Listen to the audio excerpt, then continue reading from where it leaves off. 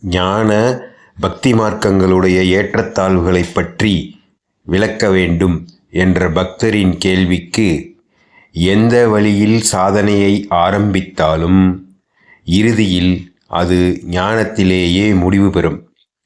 ஞானமே ஒருவனை பிறப்பு இறப்பிலிருந்து விடுவிக்கிறது. எனினும் அவரவர்க்கு பிடித்தமான வழியை பின்பற்ற வேண்டும்.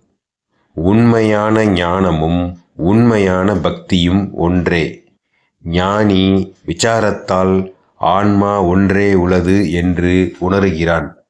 பக்தனோ பக்தியினால் பரிபூர்ணமாக தன்னை இறைவனிடத்து அர்ப்பணிப்பதால் அகந்தையை அழித்து, நான் இல்லை, இருப்பது நீ ஒருவனே என்ற நிலையை அடைகிறான்.